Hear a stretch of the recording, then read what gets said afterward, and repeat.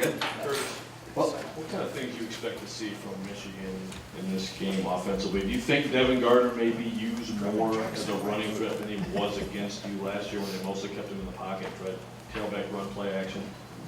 I mean, they have a great quarterback, a great athlete in Devin. So I mean, I would definitely envision them using Devin to all his strengths. Just trying to get him out of the pocket more, maybe throwing the ball downfield more. But I mean, that's for them to work on in their game plan. We'll be ready for whatever they try to do. guys, I'm sure that you've talked about it with yourselves amongst each other, you know, Michigan week. How different is this week for you guys as you prepare, and what do you guys do as players internally to, you know, make sure the energy is where it needs to be throughout the entire week? You know, Michigan's a big week for us. It's definitely, Coach D has definitely put an emphasis on Michigan week.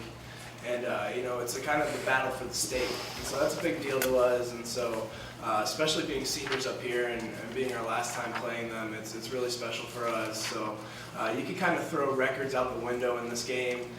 It's kind of, you go out there and it's a slobber knocker of a game. And, you know, that's how it's been for a long time. And that's the way we like it.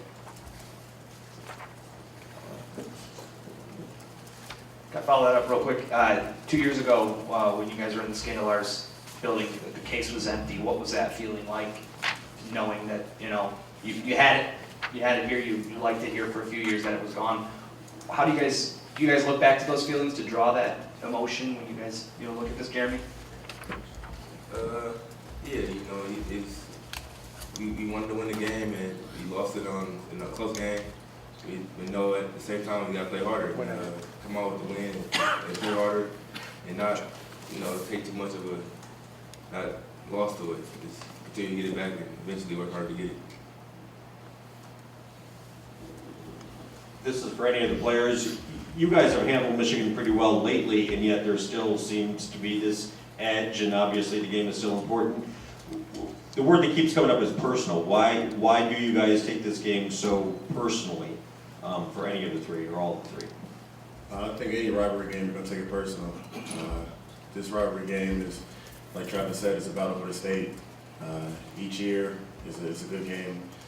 Both teams come out playing hard, a lot of emotion. Regardless of what the game is, the atmosphere is always crazy.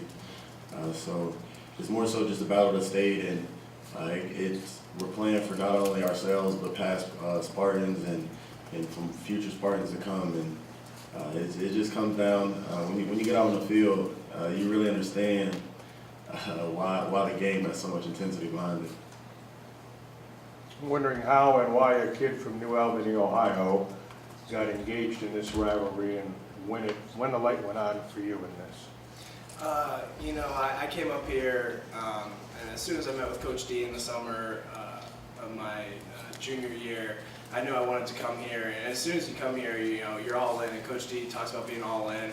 And you really don't understand the Michigan rivalry until you're a part of it and you play in the game.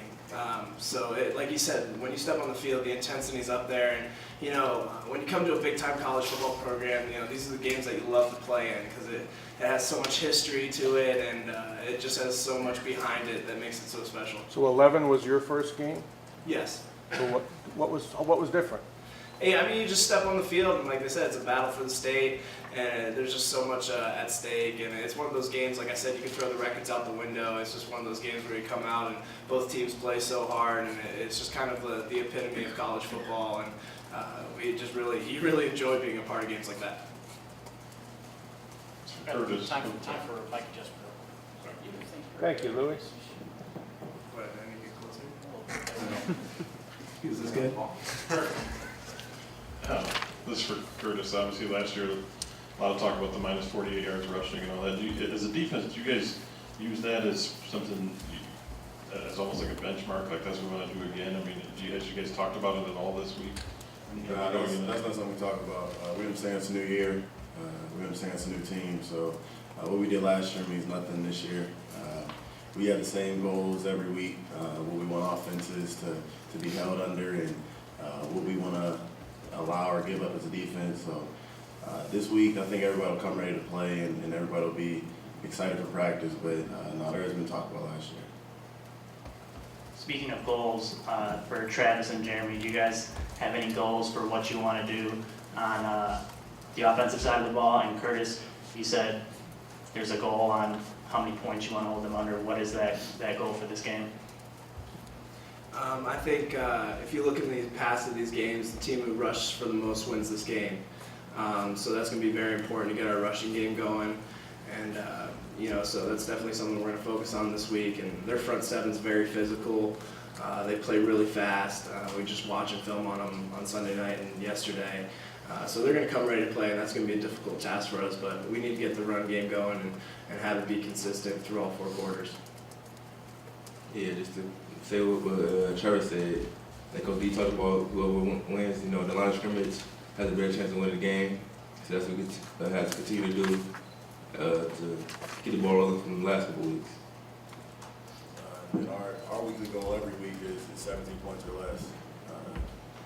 We feel like we have an explosive offense enough to be able to put up more points than that, and that's just a goal that we've set back since I've been here. That's just our weekly goal. Just to follow up to that, Michigan hasn't scored a touchdown on you guys since 2011. Is that something you guys have talked about as a defense and as a personal goal to hold them to not score a touchdown again? As a defense, you don't want anybody to score a touchdown on you, regardless of who you're playing. And like I said, we even talked about last year because last year does nothing for us this year. So guys on the team understand that they're going to have to come ready to work this week and to bring their emotion, but be able to bottle up and let it all out Saturday. Jeremy, as a guy from the state who has been in this rivalry and seen this rivalry up close, what does this week mean to you personally? And looking back at that 2012 game, especially a guy like Chris Norman, who was a senior and losing that last game, what did you see in that, how it impacted those guys? It hurts, just last year playing them, and you don't get the victory like you want, and that's something I don't want for us seniors this year. I know we got to continue to play hard and play physical, and it's really just getting the freshmen ready for how the atmosphere is going to be, because the seniors know it's going to be a physical game, and the crowd's going to be live, and we just got to get the freshmen ready and to help us on the field. How about from a personal standpoint, what has it been like over the years to be part of this rivalry as a guy from Michigan? Personally, it just, you want to win. Like, you want to win every game. This game has a little more emphasis on it, and be able to walk the state of Michigan and not have to worry about anybody talking bad about you, because we did what we had to do. Travis, or any of you, the Paul Bunyan Trophy has to be the ugliest trophy in all of sports.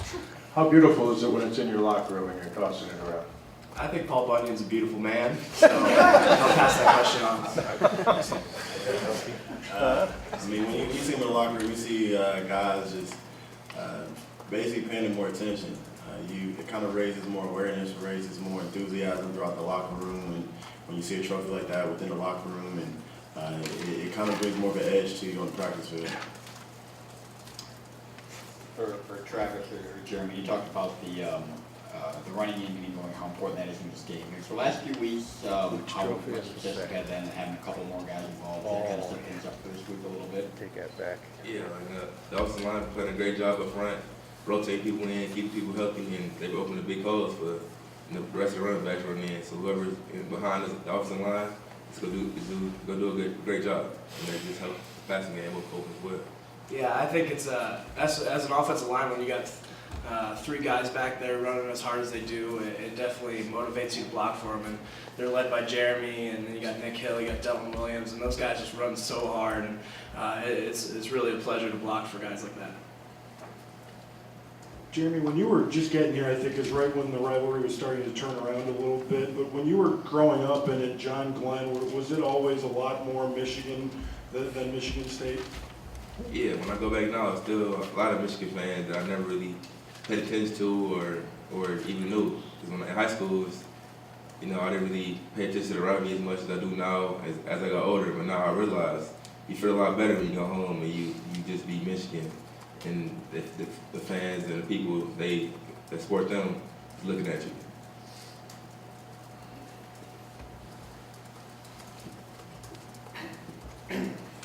Travis, I think what really everyone wants to know is, a year ago this time, we saw your now famous chant or jump or whatever it was you're doing. Is there anything new planned for this year? No, I think I'm pulling a well. I think I hit my peak in that regard, so I'm kind of backing out of the game now.